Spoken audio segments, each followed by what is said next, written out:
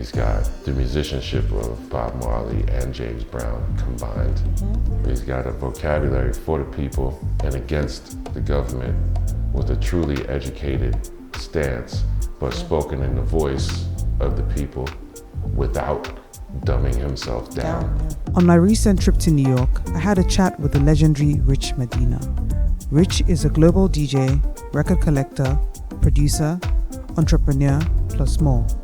By the way, I'm Dibs, and welcome to Trips with Dibs. Don't forget to hit the subscribe button.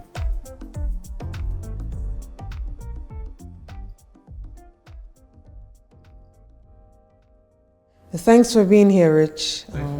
You're actually the first New York interview. So it's an honor to have you here. Before we start that, I think every journey begins, with childhood. I know that you grew up in Lakewood, New Jersey. Yes, ma'am. How you got into DJing, started DJing around the age of 12. And you grew up in the era where hip hop was a lifestyle and hip hop just turned 50 in terms of the culture. But I would love you to paint the picture of what it was like growing up in that era, experiencing hip hop at that point. Yeah, I'm a typical East Coast American kid from the 70s. I'm not romantic about hip hop. It's who I am as a child. It wasn't titled that way. It wasn't like I'm a hip hop person.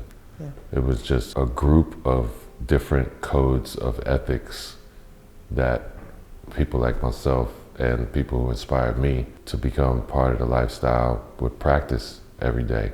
Today, when you talk about hip hop, you're usually talking about rap music. For me, rap music is like a walk-in closet in a mansion called hip hop. The walk-in closet's big, it's a big deal, but it ain't the whole house. Being a kid at that time, you could chase the tough guys, you could chase the drug dealers, you could chase the athletes, or you could chase the fly guys and the fly girls. Yeah. And the fly guys and the fly girls are usually applying themselves to music, art, vocal presentation, creative presentation, and they also had a manner of carrying themselves that had a certain pride in your presentation. We all don't come from shit. We all come from the bottom. But when I come out my crib, there's a regality to the way I present myself or the way I carry myself. For me, it was the athletes and the fly guys. Praise God, here we are. I can say that mindset has given me everything I have. And in terms of the mindset as well, education as well, has been a big part of your journey. That you studied at university, played basketball at university, with the love of music and basketball. What was it like juggling those two passions? Every music person admires athletes. Every athlete admires a person who could tell a universal story. Particularly with people of color.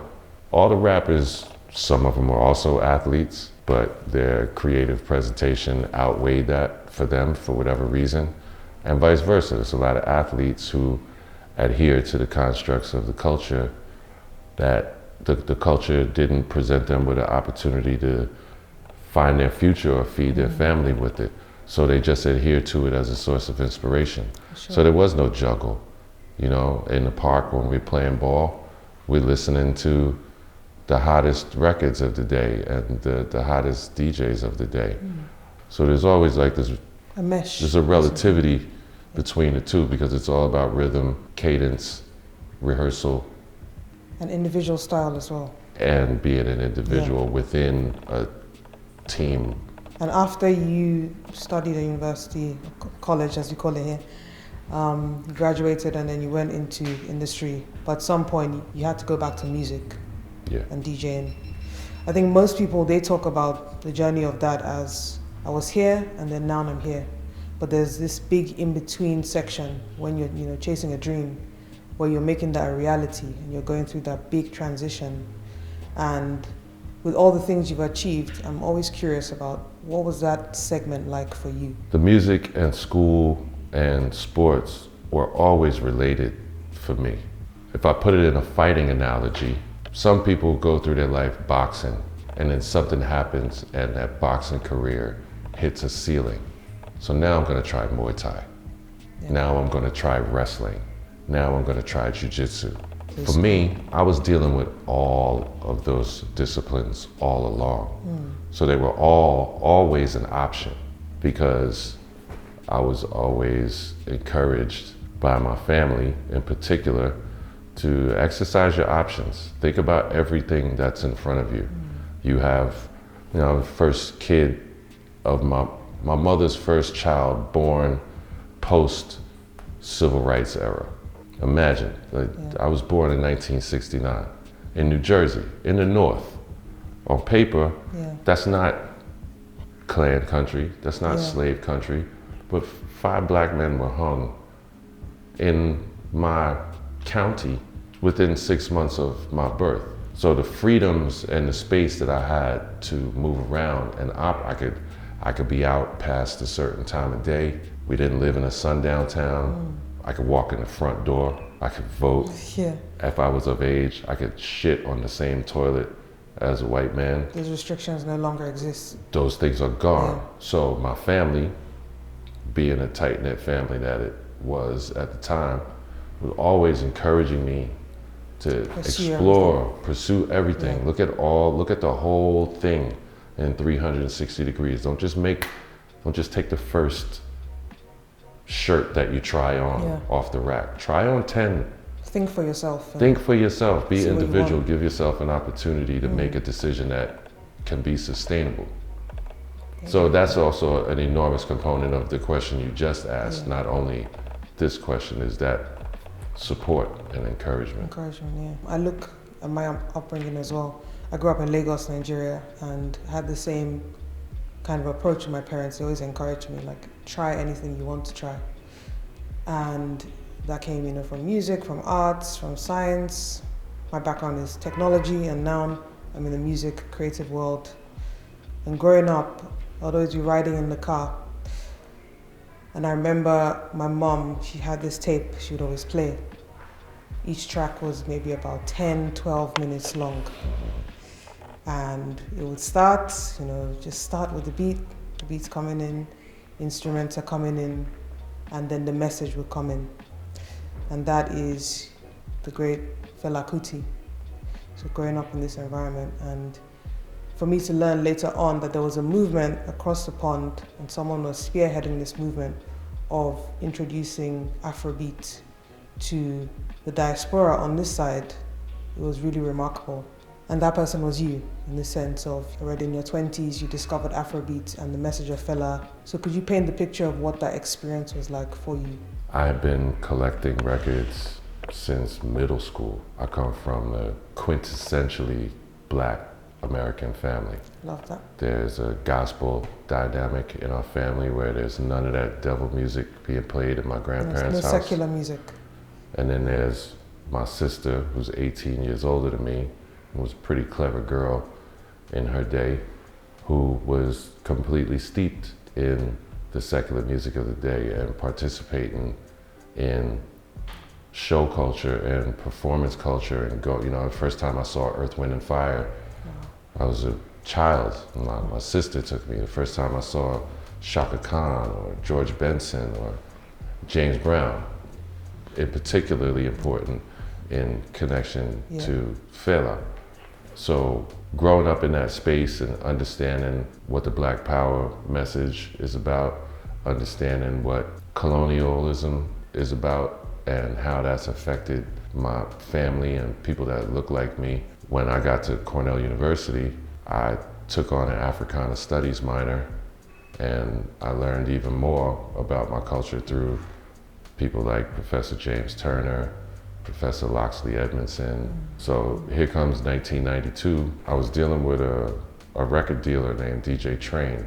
Right before Christmas in '92, I buy a big batch of records from him. And he's like, I think you'd appreciate this. And he flings a record on the pile. And the record that he flung on the pile was a Fela Kuti album. And he gave me another one. So he gave me 2 albums. He gave me Gentleman, and then he gave me a compilation called The Best of Fela Kuti. I get home, of course, it's the first thing I listen to. I'm like, what the fuck is this? That's not patois. Feels like patois, but that's not patois. That's not Creole. That's not any indigenous stuff that I do know. Then I realized, oh shit, this is from West Africa. Not only from West Africa, from Lagos. And once it's not patois, it's Twi. Oh, let me do the knowledge on that. When I dug down on it and I realized I'm listening to Fela Anikulapo Kuti, he used to call himself Fela Ransom Kuti, and this is his family lineage, and this is the vocabulary of his music. Now I'm catching something new. Yeah. And when I'm catching, it's inspiring, but it's pissing me off because how did this go over my shoulder? How did I miss this? I know Salif Keita, Miriam Makeba, Hugh Masekela. I could go on and on and on across the 54 countries of Africa about artists that I know and respect. But this guy evaded me. And he's got the musicianship of Bob Marley and James Brown combined. He's got a vocabulary for the people and against the government with a truly educated stance, but spoken in the voice of the people without dumbing himself down. It's not going from the Queen's English, which is smart, to Twi, which ain't. The Twi's actually smarter. Street slang and local colloquialism across the Black diaspora is smarter, it's code. It's the beauty of how we code switch. But this guy was just completely uncompromising. Like, did not give a fuck what anybody had to say, particularly critics, particularly governmental, political, and military critics. And he paid an enormous price for that. Studio down, house down. And all he did was step on the gas harder. That was like a whole new level of Black power for me, and pride and perseverance and diligence and application and presence of mind, self-awareness, spatial recognition, understanding of your place in the world, fearlessness. I could go on and on and on with the adjectives that made me dig down on Fela's music. So from those two records, I went ape shit crazy chasing his catalog. And the rest is history. The rest is what landed us here. And then we link to that and we kind of go into some of the parties that you created, which have gone all around the world. Yeah, I mean... Jump and funk. So from 92 up until 2001, when we created Jump and Funk, I was scaring people out of the club with Fela records. One African record, you would think I pulled a gun on that, the way the space was scattered, but the problem was not syncopation. It was not the fact that it was from Africa. I wasn't dosing it right. If you're sick and you need something and you need medicine, and I give you the incorrect medicine, you're gonna get sicker. So I shouldn't be playing Gentleman at 1 a.m. It's too groovy. I should be playing Shakara or Yeye the Smell, or when the vibe is up, basically. There's a tempo and an energy vocabulary at peak time. So I was so enamored with the African Black power vocabulary that I missed a note. I've been a working class DJ all these years. I know what I'm doing. I know dosage. I know timing. I know how to pace myself overnight. But I entered the stage incorrectly. For 6 of those 10 years, from 9 years, from 92 to 01, I was spooking people off my dance floor. But even in doing that, some of those people that I spooked off the dance floor, when they would see me in the street, in times when I'm not playing, they're asking me about that music, and not in a disrespectful manner. So fast forward to 2001, I meet Debbie Seeley. Debbie Seeley is managing Wumi Olaya, who's Victor Olaya's niece. HiLife. The king of HiLife. Yes. Trevor Schumacher, who was a museum curator at the New Museum at the time, and he was working on the Black President exhibit. A dear brother of mine named Brett Cook was doing a gallery exhibition at the PPOW gallery. Debbie's office is in the PPOW gallery. Debbie and Trevor are friends. Debbie, because of her relationship with Wumi, is tied to the Black President exhibit. And they're like, we feel like nobody knows who Fela Kuti is. And according to Brett, you're the guy that can help us musically create a tapestry leading up to the Black President exhibit opening in 2002, where we can explain who Fela Kuti is. And Jumpin' Funk was born as a 7 p.m. to 11 p.m. after work party at a place called Shine on West Broadway and Canal. I'm playing Pan-African dance music with a focus on Fela Kuti, and we're handing out propaganda. Who is Fela Kuti? Why is it important for you to understand what the Black President exhibit is about? And that's the birth of Jumpin' Funk. And I think, that speaks so much to authenticity. Lots of DJs, they'll try and, chase a wave or chase something, but you just really connected with that, and all those cards aligned. They aligned in one moment, and, that's been like, a staple of success that's just kind of grown. My aspiration has been far more cultural than it has been about popularity. I'm not seeking popularity. I'm seeking, how can I put legacy energy in the world where people talk about me the way they talk about my mother's father when he's not around? How do people talk about me the way I talk about some of the guys a few years older than me that inspired me? I want people to talk about me like that in the bush. I could give a shit about the shiny objects. It doesn't mean anything to me. It's just, the purpose of life is just, to share and create and give find forth like-minded people. Find people that share the same thing. Maybe I'm the guy driving the car, but it takes a particular type of person to be in that car as well. So it's for all of us who are going on this trip. Everybody else is a voyeur. They're welcome too. I'm not calling you a voyeur and passing judgment. And that's where a lot of us get it wrong, right? It's where elders talking to younger people get it wrong. Those of us who are steeped in culture, like yourself and me, when we talk about people outside of it, there's this kind of finger wagging. It's not about that. Watch as long as you need to, and then stop fronting on yourself and get on board, because you know what we're doing is bulletproof. And just as you realize, as life progresses, you realize that this has to be there. If you don't preserve it, then you lose it.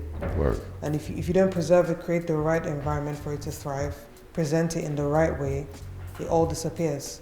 Then people say, well, this has disappeared and that has disappeared because no one invested the time and the curation in it. And if there's someone other than you who's supposed to be the lead dog on that sled and the light is on them, stand behind that. Don't get butthurt because it ain't you. Maybe that's not your calling. Maybe it's someone else's calling. Play your role. Calm down, get on board, play your position, be part of something great. We're in Brooklyn right now, in Bushwick. I was making my way around the neighborhood the other day, and I'm just wondering, what's your take on how New York nightlife has evolved over these last few years, with the venues, with the eras, just... I believe that New York City is to music what Hollywood is to film. New York is always going to evolve. It's an ever-flowing spring of creative power.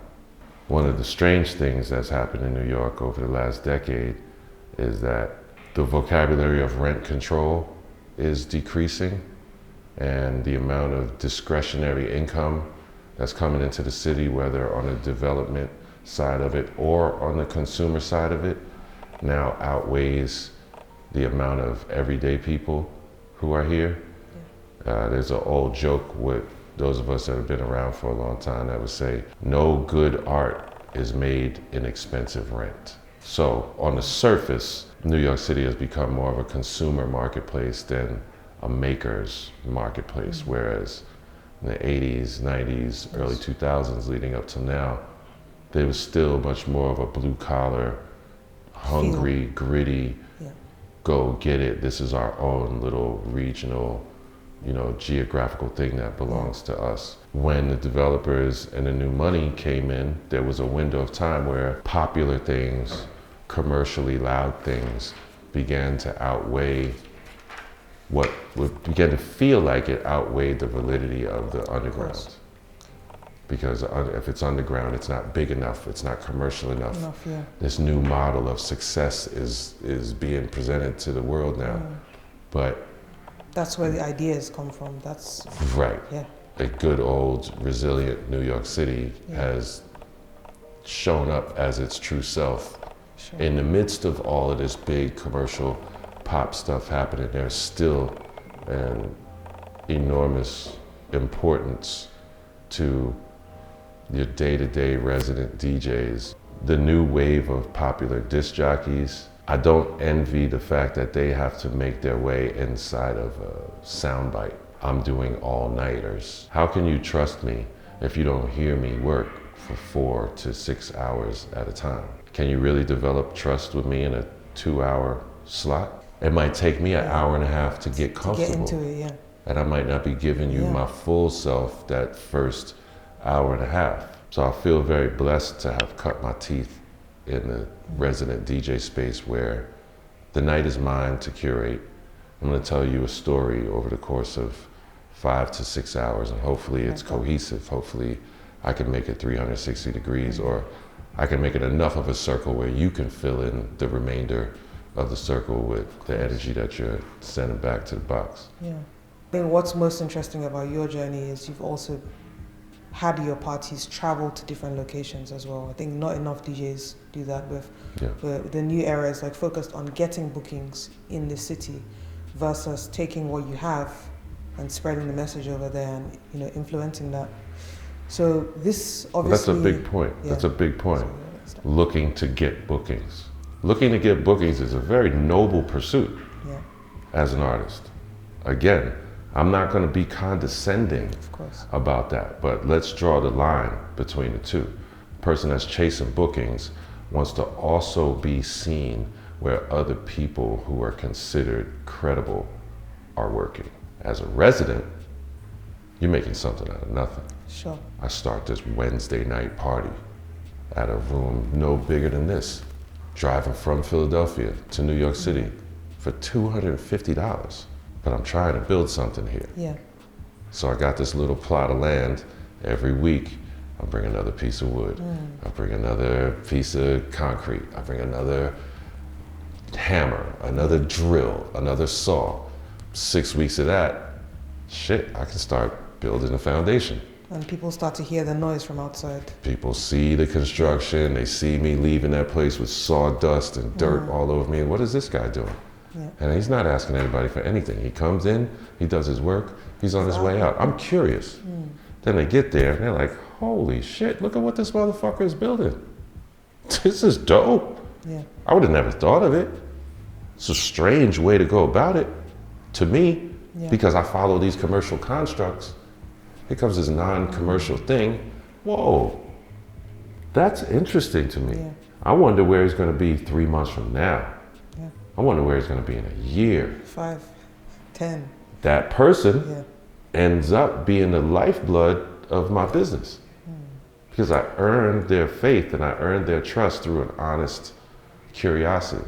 Now, in my little 5-6 hour window, I can do whatever I want as long as I'm being respectful to that person and acknowledge them. Of course. That's the difference between a resident DJ and somebody chasing bookings. Take into account, how do you find that balance with the hectic traveling lifestyle over the years? Like, how have you managed that? I've been able to balance the hectic nature of the lifestyle by succumbing to the fact that the lifestyle is my wife. I tried all of it, and the only place where I've received uncompromising loyalty is when I'm standing in the box with a set of headphones on. Yeah. This is who I am. It's what I am, it's who I am, and it's that's gonna take me everywhere else that I'm gonna go in life. And I'm gonna go other places. I have other skills, I have other tools.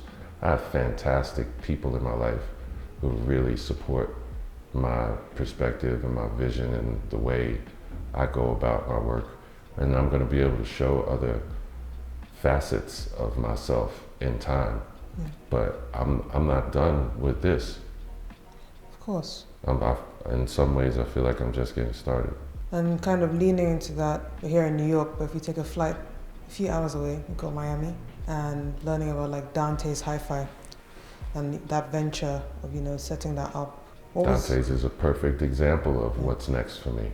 Of course. It's only logical for me to become an owner and doing the things for other aspiring and accomplished DJs that I've always wanted for myself, to now be in a position of whatever curator or caretaker and showing artists how they should be treated and what they should expect when they come to a place to apply their craft. Yeah.